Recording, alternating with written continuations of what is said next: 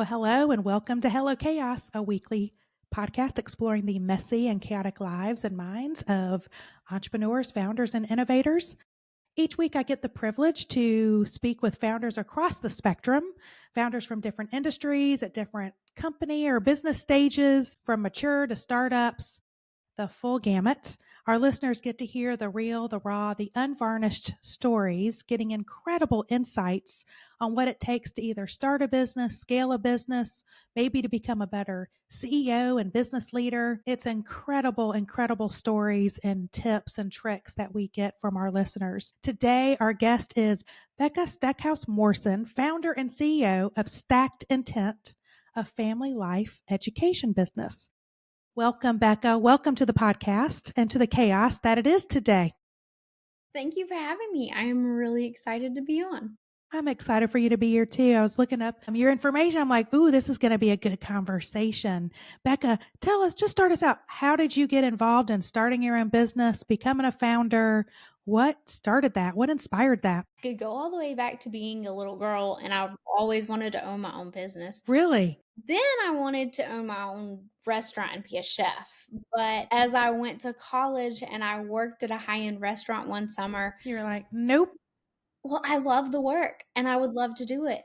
But I knew the owner and the head chef really well. And I watched him with his two little boys, and the time he got to spend with his family was so small. And so at the same time of wanting a family, it was like, hmm, restaurants, to be a successful restaurant and a successful chef, you have to be willing to work when other people aren't working, and so you Yeah. miss some family time. So, I would take it back to that of really wanting to own my own restaurant, but it really didn't start until after I got married. So, I got married and we moved from Georgia to Alabama, and in that move, we decided it was a really good time to start my business. I took the things that I loved about my education and what I loved about my career, and my business, Stacked Intent, was born, and we've been developing it ever since. Very good. And I'm assuming Stacked Intent. I like the play on your last name. Yes, it came from Stackhouse, so it came from my maiden name of plan on the stacked part The of stacked stack. intent. Well, so what does stacked intent does? It's it's you're a family life education business. What does that mean? Tell our listeners what that means. So what that means is I provide you tools, resources, strategies to really empower yourself with decisions on personal growth, self care. And it's looking at when you have a really healthy self relationship of how that helps every single aspect of your life. And so it's really helping empower people all across the board with material to have some self love and understand what a self relationship is. Because a lot of times when we hear relationship, romantic is the first thing that comes to mind. It's what's presented in our TV shows and our movies of romantic is this really important concept for you to be able to live. And so it's understanding that relationships are so much more than that. Yeah. It goes beyond just romantic and it goes to your personal relationships, it goes to your coworker relationships, it goes to your relationship with food, it goes to your relationship with nutrition and finances, and even why it might be important for you to travel. And so Stacked Intent is really giving people some of those tools to really understand how, if they've lost it, to find that voice of understanding what their self and why a relationship with themselves is really important. Ah, okay. I heard this quote. I want to get your reaction to it because you might go, that's a load of crap. But it really kind of shifted my mindset to look beyond, like you said, relationship isn't a sexual. It's just, we call, a ship, right? Whether it's a partnership, a friendship, a spousal or romantic relationship, but all these ships need to, just like a boat, needs to move you forward. And when that relationship or that ship no longer takes you or moves you to whatever point you need to be at, it's time to abandon ship. Yeah, I can see how that could be important. I mean, it really is you can, so there's some of the curriculum that I've taught over the years. One of the things is you have two different friends. You've either got friends that are friends for life, Hmm. or you've got friends that are part of the journey. So that would be that same thing of that Right. ship might have already You might have, Serve. pivoted, or it might time to get off that ship. Or they may be friends from one stage of your life that you no longer are that person and they didn't evolve and change or accept the involved and changed version of yourself. And so it's really learning how to love yourself and being okay when other people don't necessarily accept it. Right. Almost like, creating those boundaries for you. You don't create boundaries to set on other people. Those boundaries where you really need to you put them on yourself. So if somebody hasn't the relationship or that dynamic of whatever that is has changed because it's not moving you forward, you've got to reset the boundary to go, you know, I need to have a different relationship with food, or I need to have a different relationship with exercise, and or a mindset of like I need to have a relationship with, like you said, travel, or I need to do something different with I need to engage more with this set of people because I feel energy and they're moving me forward, and these have not. So I need to spend less time here. Is that Mhm. kind of okay? Yeah, yeah. Um, It's very much like it's controlling who has more influence because it's yeah, said that the 5 people that you're around the most or who your personality is in general. So if you're not careful of who those 5 people are, you very easily could be derailed. I mean, if you're talking about exercise and you're around a lot of people that don't think exercise is important and you think it's really important, that might make it really hard to get out and do something and exercise. all Whereas right, if your 5 closest people are all like, "Yep, I'm going to do this today," even if y'all aren't doing it together, there's still a sense of, "Oh, yeah, here's what I did to exercise," and they're just right. as excited about it as you are. Right, right.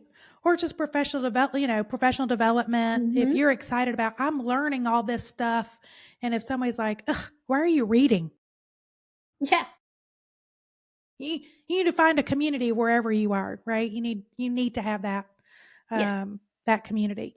So when you went through this process yourself, what did you discover most about yourself during your own journey? I'd say that my journeys had different stages because I've kind of all the way growing up and all the way through high school, I had lots of friends, my own interests, and they were really important to me.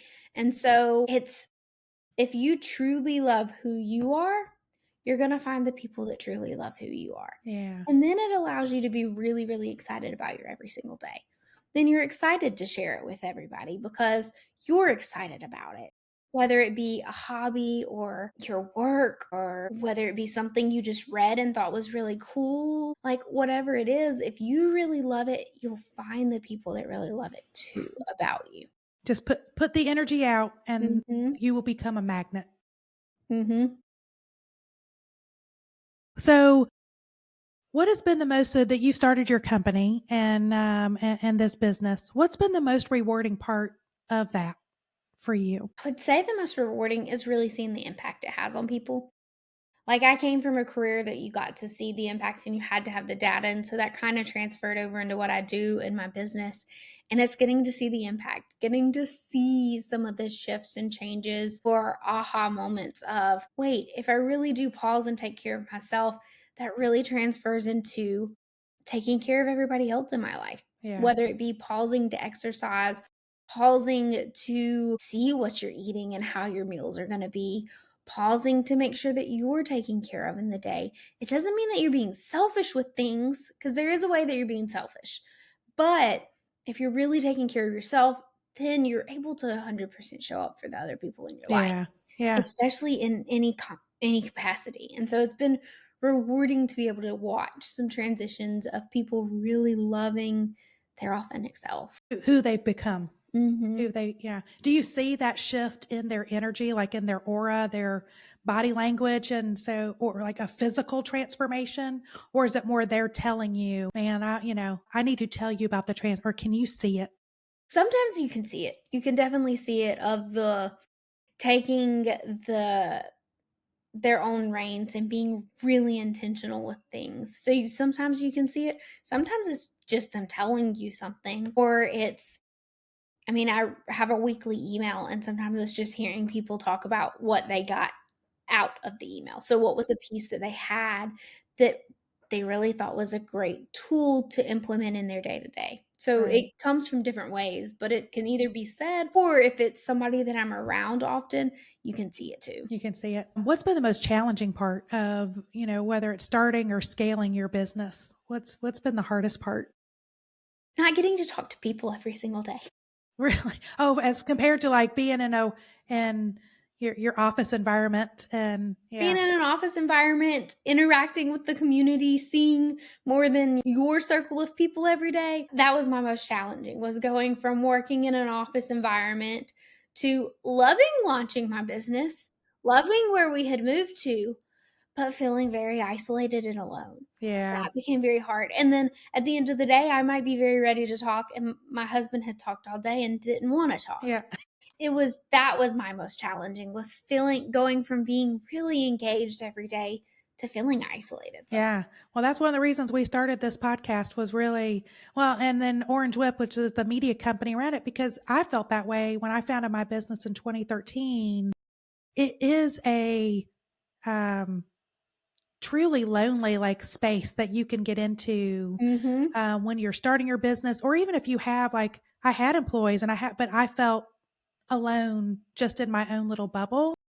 So the need, and then when I found a community, like was thirsty for it. And I thought, and just hearing from thousands of other founders across the country over the years, it was a theme of we need to find like the connectivity and the community is so important. And yeah, I mean, that was like the biggest thing. And I love it. Like I've had to go, I could, I come from my mindset is I could be isolated in my house. I could be the COVID did not bother me of like no networking events.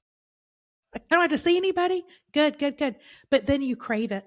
Like Mhm. you Mhm. miss really the connections. Yeah, I miss that. And I don't think you realize that until you have a shift in it. Right. Sometimes it becomes, "I have to go do this, I have to go do that," and then it's like, "Wait, now I'm all by myself." I Right. miss those things a lot.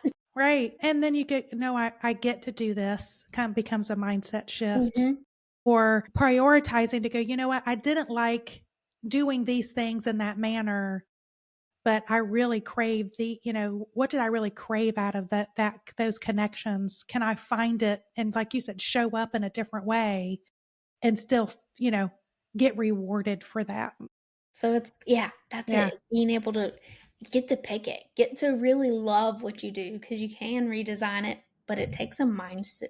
It's a mindset shift and just like living in that journey for a little bit, until you see something that's it's not working. I always call it like I gotta learn, I gotta unlearn, and then I gotta relearn. It's like that ongoing process.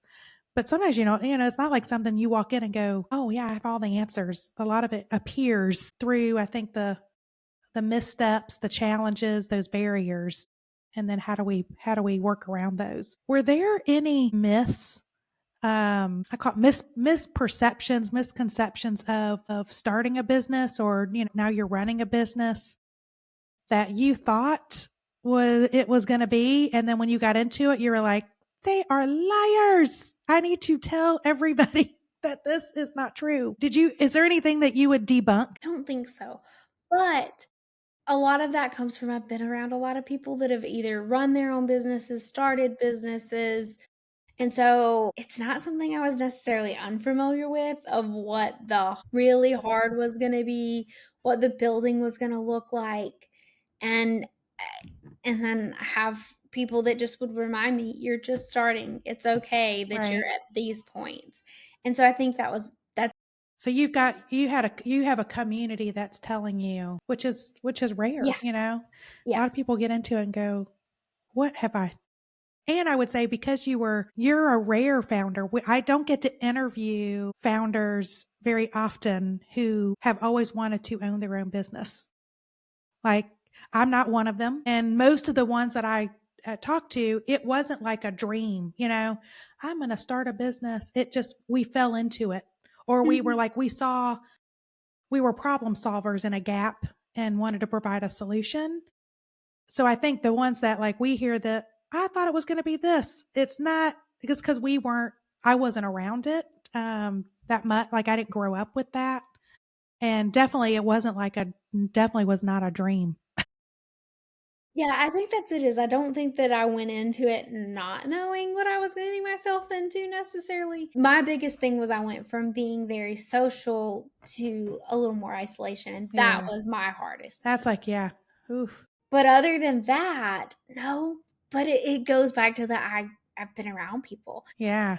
My dad says that he chose not to completely be an entrepreneur because he could be it in his career and in his job, but without what comes with being All an the pressure of and the risk and the accountability on that end. He's like, entrepreneur. Mhm. I have an entrepreneurial mindset, So I which think that's is it which is. is great. Not like because we find it's like it's not for everybody. Not everybody has that grit, that perseverance, and it takes a different mindset. Yeah, it takes a and you've gotta be willing to put the work in, and so I think Yeah. that's what a lot of it is. I didn't go into it not knowing some of it was gonna be hard, and it's just and I have lovely people in my life that will remind me when I'm complaining about something. Oh, "Yeah, you expected this." right. You knew about this.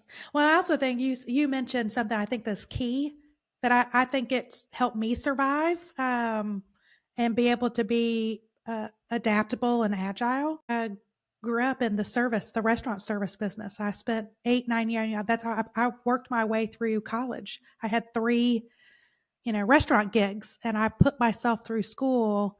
And I always say, like, the best, if you're going into any kind of service based business, whether it's like I'm in marketing and communication, if you are in any kind of career path where you have to serve others, go work at a restaurant, go work in hospitality for at least a year.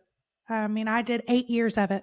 And I was like, I lean back on some of those things that I like, just the basic skill sets of knowing how to juggle and deal with people of all shapes and sizes and Yeah. requests but still do it kind of with a smile on your face when you can. Being a server can definitely, throw those challenges of keeping a smile while you're doing That's it. right. And I knew right then I was like, I will never own a restaurant. I'm like, no, no way. What do you think has been the most like what's have you had so I know you're new into this, but have you had some oh shit moments, we call it, like those that big challenge or challenges that you're like, "Oh my god, what have I done?" Yeah, I for sure have, and more of, like so when I decided to launch my business was at this so I've been married 3 months. We decided to So move states newlywed, newlyweds. congratulations.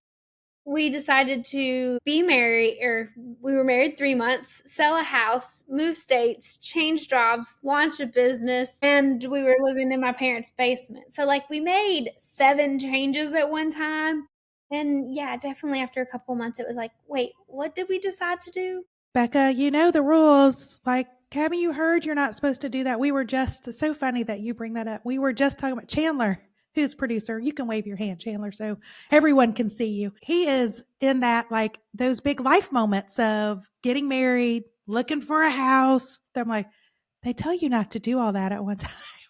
And I didn't follow that. Like I moved cross country to start a new job in a new city where we knew nobody. I was 5 months pregnant with my second. So we had a 2 year old, was pregnant with my second, completely foreign. And then I have 4 kids, by the way. So it's like, and then you fast forward, what, a decade later, and I'm having my fourth kid.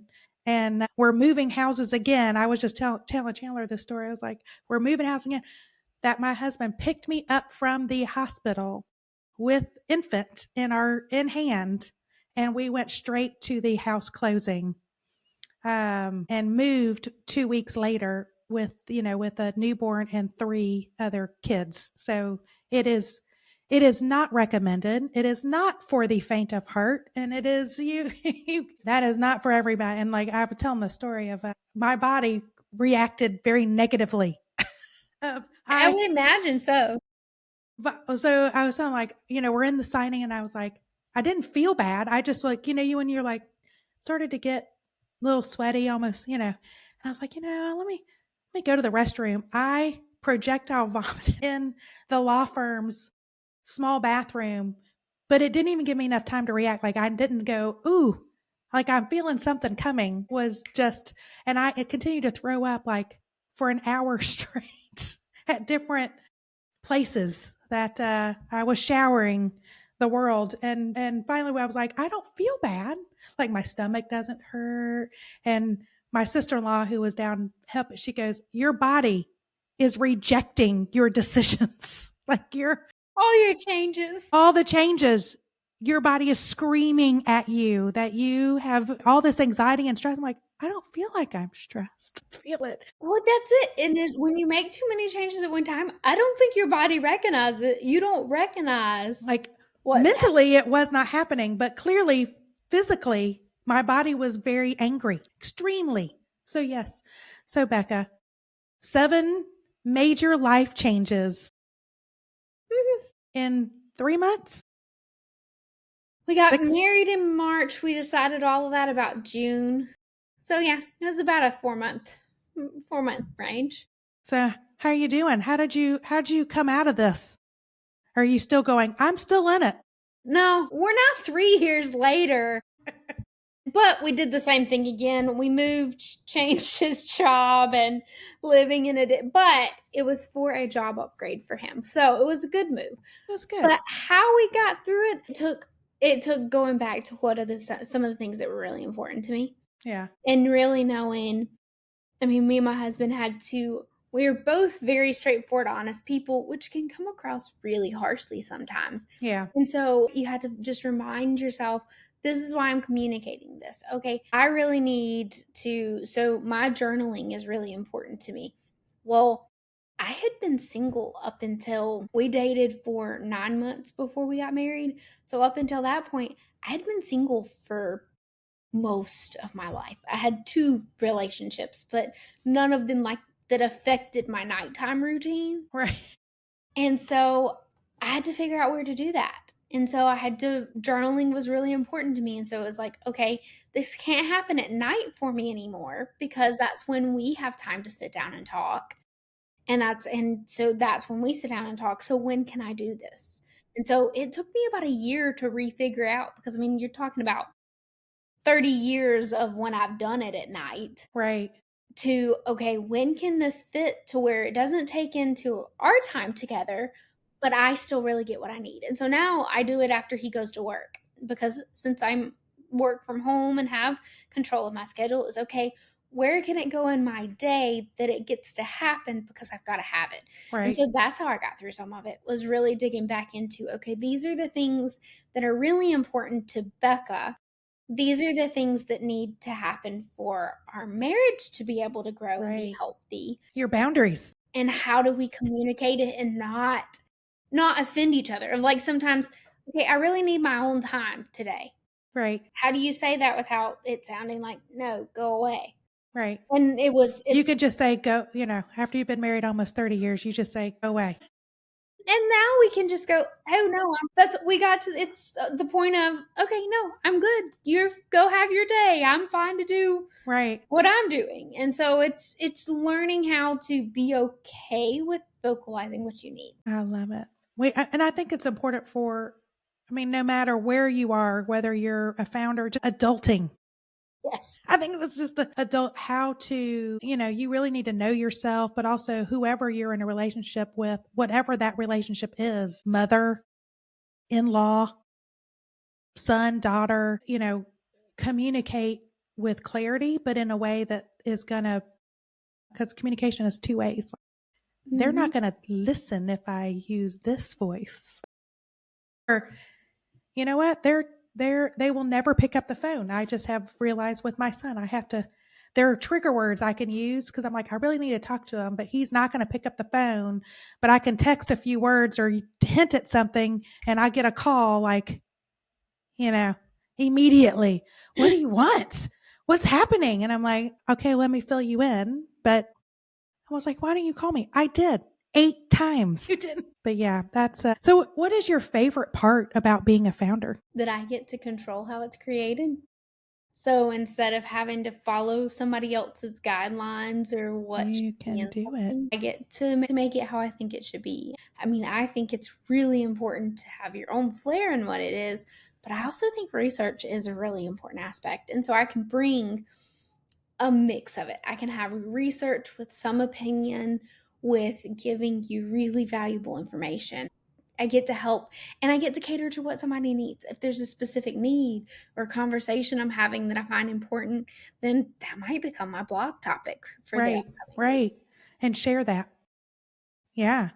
So, is there anything like it? So, it's not on your resume or anything like that, on LinkedIn. Is there something about you that listeners would be really surprised to learn about you? I don't know because I don't find things about me surprising. A lot of times, though, jiu-jitsu is one that people find surprising. Well, that is surprising. There you go. I've been doing jiu-jitsu for almost 6 years now, so that's a part that's not really on my resume anywhere, but that would Yeah. be one I would say. Now, are you in any kind of competition, or do you do it just for the mental? And is the jiu-jitsu, just to make sure is it where in TV shows or movies, he's looking at me like that's where I get references for everything, where it's just people like in a park and they're all kind of doing like the slow movement. That's not jiu-jitsu. That's What not is it? not What what is it? I Is it do. like, So is it a form of karate? it Is was it like, it's not Cobra Kai karate, yeah, it'd right? be more what well, no, Cobra Kai is still not contact. So jiu-jitsu is have you ever watched a UFC fight? Oh, it's like It's the contact. it's the ground it's if you remove the punching, it's the groundwork that happens in a UFC fight. Chandler's like, it's punching. It can be. Hey, you've got some jujitsu that's combat jujitsu and they do hit each other. Now, I don't particularly want to be hit in the face or anything, so I haven't done any of that. But I do the ones where, yeah, you choke people out and break people's bones. God, she's like, that's the groundwork. Okay. I'm like, I'm just getting into like I call it old lady yoga of I'm just stretching my hips out and rolling around the floor like a It's taking yoga beached and whale adding on a somebody mat. It's like to imagine doing that with other people choking them out. That is fascinating. How in the world did you get involved in an adult in adult life? I can understand karate as a child and you kind of move up, but you're talking about if you're doing it 6 years, you're an adult. else. So my older brother had done it at that point for a decade, but he is a cage fighter, and so part of the only way that I had seen it was in a cage with people punching each other in the face, and I was like, no. Like an MMA, and that was the MMA. Okay, And so I was like, no, no. And then I went with him to a world's competition out in Vegas after I was we already had the trip planned. I was traveling with him, so he wasn't traveling alone while he was cutting weight on a plane. And so I was going with him. Well, 4 hours before we were supposed to be on a plane, I found out I had been overpaid for 2.5 years. And nice treat. I know it was great. I found out, and but I had to still move. Like I had to just move on. I had to sign what I was signing and go on to be with my brother. Well, within that 48 hours, I lost a third of my salary Oh, because I wasn't supposed to have been receiving it. And then the following Monday, they wanted all of the money back that they had overpaid me for 2.5 years. I think that's illegal. No, it's actually not. Mind you, Like Chandler and I are like, I had just bought a house too in April. So like I bought a house in April, found all this out in June, and no, that it's can't be actually right. your responsibility as the employee to know that you're being paid correctly. And that's why it's very important to see your paycheck stubs and know what your salary is supposed to be. But if it could be considered of like if I the bonus. Yeah, that's not how they look at it. But Dang it. I called my brother. I saw girls out there doing jujitsu at an open mat, and I was like, it was the first time I'd really seen girls my size doing Do it. that. And so I was like, this looks really fun. So I called my brother like 3 weeks later and I said, hey, I think I really want to try this. And he Can you goes, get paid for that? are you can. And now it's growing to where there's some really big competitions out there, money. Goodness. It's a growing sport for it. Is it by age category? Because I think I could hurt Weight some other class. 50-year-olds A lot of it's by weight class. and weight. Huh? So I called my brother and he goes, are you sure? So then a week later, my brother comes, takes me to my first class. Mind you, he lives in Alabama. I live in Georgia. So he comes, he takes me to my first class, and then I signed up. And they're like, "You don't want to sign up to be here that many times." I was like, oh, yes, I do. You don't understand. Y'all aren't going to be able to get rid of me because I needed a reason to leave my office. Like, I was working 70 and 80-hour weeks because I had nothing to come home to. Right. I was coming Well, and home. also you thought you were being paid, compensated for that and wanted to work really What? hard. When that went away, I bet that motivation went away too. That motivation didn't, but the motivation of these are my hours of work. This is all like Your once I get boundaries. 40 hours, I'm like we're and so it drove me to have okay, I have to leave at this time to be able to let my dogs go out and make it to class on time. And so from there it just grew and I started in a gi, which is the white thing people wear. Okay. But now I'm no gi, purely practice no gi jiu-jitsu, which is just like a rash guard and spats, so just like tight clothes. Okay. It's more Are of there what you are see. there belts or anything that you okay. So like are you a black belt? Is that No, no. no. I'm a blue belt. So it goes white, blue, purple, brown, black. Typically it takes people 10 to 12 years to get their black Is belt. that one of your goals? Yes, yes. Uh-huh.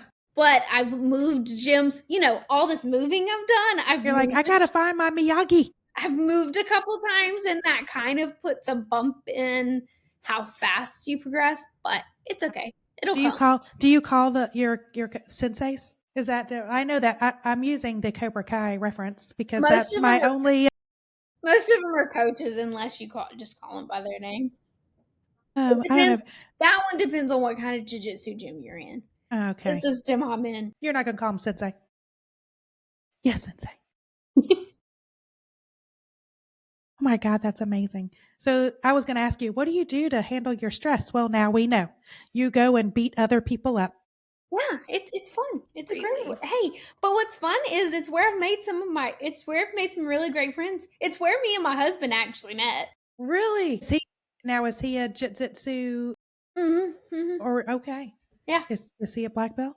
No, no, he's actually done jiu-jitsu a year less than I have. All right. I started See, before he you're did. like, I'm better than you. I got a Well, better belt than you. see, on our wedding day, we did a first roll. We did our first dance, but we also did a jiu-jitsu first roll. 'Cause My like you do goodness. I That's almost broke his knee in fantastic. the first 10 seconds because we My were supposed to have a in nice your wedding dress? no, we had Okay. rash guards done. I was like, We thought about it, but it was like, "That's not gonna work." that would go viral on social media if there was It a could have been fun. first dance, first roll, bride and groom in tux and wedding dress, and It could have you been fun. knocked out his knee. It could have been fun Like, almost. We were supposed to have a nice roll and I forgot, and I was like, "Why is he not tapping?" Then he realized I wasn't stopping, then he tapped. then he was like, wait a minute. I thought this was just like for play. Yeah, Like, you're going to kill me. yeah, yeah. You're like, welcome, honey. This is who you've married. So, okay, I got to ask you, is there something that you've identified about yourself that you really like about yourself that you wish other people would recognize more? I think I have pretty good people in my life that recognize things, and one is that I like to find the joy in the day of just what's fun, what's happening, even when things are really hard, being able to still be genuinely happy in it. Yeah.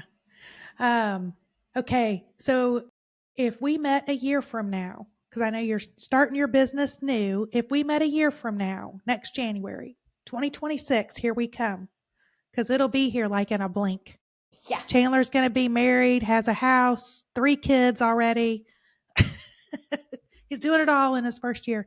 But if we met a year from now, what would we be celebrating with you? I think we'd be celebrating growth and just be putting more resources into the world for people to find their authentic self Very through good. Is that blog. like through like a online class, or is that a book, or is there any like specifics, or you're like, no, I want 20 new clients. No, I think it's more specific of through my online courses and through so between now and 2026 I have a retreat that I'm doing. Well, So there you go. doing through a retreat of really giving people because the retreat's limited to 12 people. And so having some real intentional time of being able to share the tools that people can take back to their own lives and then share with the people in their lives. Where's the It is in Middle Georgia. Middle Georgia? Yes. Well, that might maybe we celebrate the success of that retreat, that you get it filled and you transform 12 people. Yes, because it's going to be so much fun. And the plans so me and my two co-hosts for my podcast are the three that are leading it. And it's going to be so much fun. And the tools and resources that we're going to give to people are awesome. Fantastic. And when is it? It is in November. November. See, well, we will be celebrating in January the success of We that. almost be there. And Yeah. it's 2 weeks before Thanksgiving. So it gives people something to really spend time on themselves before we're going in the chaos of holidays. That's right. Which now start in August. All right. So if you had to sum up your entrepreneurial journey of where you kind of got to where you are today, if you had to describe that in one word, what would that word be and why? So acceptance would be a big one, I think. And that's what I chose 2025 as self-acceptance is my word. So there's a blog and a podcast that I've done on why I did self-acceptance, but it's just really accepting what every day looks like. Yeah. Whether it be personal, business, wherever it is, but really that acceptance of what you are and who you want to be. Yeah. I love that word. I've asked hundreds, if not maybe close to 1,000 founders. We've never had a repeat word. That's pretty So good. that's pretty fun. That's why I love to ask that question. And before, what's the podcast name? Stacked intent. So Stacked Intent. everything All is right. stacked intent. Very good. And then if you look to the next chapter of your journey, what word would sum up that? Or what word would identify your next chapter? I'd say growth. Just Growth. continuing to grow. Personal growth, business growth, and then Yeah. growing within relationships. I love it. Yeah. My word for this year is ascend, is the word I've chosen for 2025. My last year's word was rebuild, and no, it was emerge and reimagine was Those are good ones. I would say my 2023, 2024 was like a rebuild, reimagine, emerge. And this year is like now to live it. Hey, that's good. Ascend. That's good. I had some ladies here. We did a vision board. It was fun. And I'm seeing just by capturing those moments that the thinking and really accepting and internalizing kind of where I've been, where I need to go, how do I focus, bringing all that clarity. It's amazing how it really does become a magnet. And I'm seeing themes just in the very, we're 2 weeks into January, and we started doing some of this, like the vision board, and really thinking past and future, and just in the last 2 or 3 weeks. And every day something is hitting those themes in some way. It's fascinating to me. It's cool when you put something out onto a board how you actually start to see it more. Yeah, it's been such a great moment for me. All right. Well, okay, I'm gonna ask you. So, if you hit rewind on your journey in any way, would you do anything different? I think that we could always say that we would do something differently. But I think one of my opinions on that has been if we did something differently, then we wouldn't be who and what we are today. So I think that one's one that I don't know that I would because I wouldn't have learned the same lessons and I wouldn't be the same person. I mean, if you've ever watched Flash, when he goes back and he changes something, it alters everything that happened. And then he goes to try to change all that and it alters it again. So I don't think I'd go back and change anything because then I would lose part of what's made me who I am today. That's right. Yeah, I always ask that just because. But I feel the same way. My goodness, this goes by so fast. Before we go, is there any piece of advice that you would give founders, maybe like one of your influencers in your life who've been there, done that? Is there advice that you've been getting or have been given and you really took it to heart, and like things that you can share to other founders? Be okay being yourself and be okay with growth. If something didn't work one way, be okay hearing feedback. And that's why you need trusted people around you. But hear the feedback to be able to maybe redesign or rediscover something and then put it back out there. But be okay, because not everybody's going to like you too. Right, right.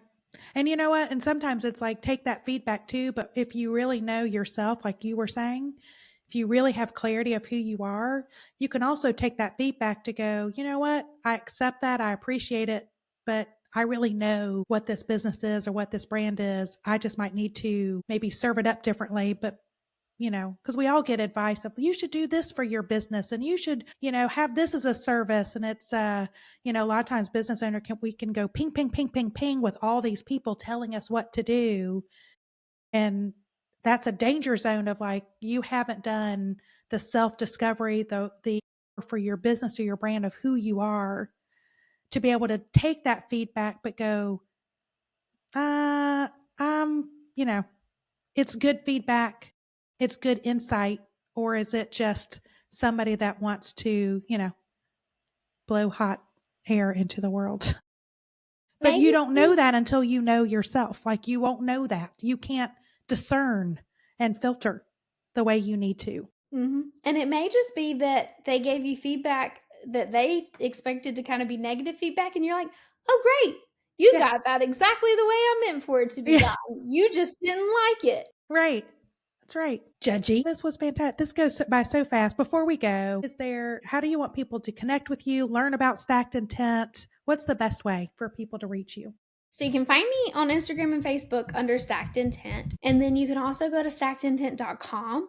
And on the homepage, you can sign up to be a part of my email list. And that's really one of the best ways to get the tips and the resources that are coming out, and any announcements or programs that I've got, they get launched into my email list first. Very good. Well, we will make sure we tag that and promote that when we publish the episode. Oh, Becca, thank you. It was so good to meet you, and I appreciate you hanging out and telling us your story Well, thank you for having me. and learning more about you and your jiu-jitsu. I hope I see you on TV one day Great. in a competition. I might have to look into it. And for everybody listening or watching, thank you for hanging out with us today. Again, the podcast is available on all podcast platforms. So subscribe to Hello Chaos. Give us a 5-star review on Spotify or Apple. Share this great content and help us build a more connected entrepreneurial community. We all don't need to feel alone. We're all the same. Hello Chaos is one of the many resources brought to you by Orange Whip. That is Orange Whip for Work in Progress. Orange Whip is a multimedia company dedicated to serving founders and entrepreneurs in affiliate cities. We've designed hyperlocal media platforms to inform, inspire, and be the independent connective tissue between founders and their local entrepreneurial ecosystem. We've done all the hard work for founders so they can go to one trusted place to find all the information they need. If you'd like to be a guest on our podcast or support us, send us an email to hello@orangewhip.com. Y'all, thank you for tuning in to Hello Chaos. It is where aha meets oh shit, and we will see you again next week.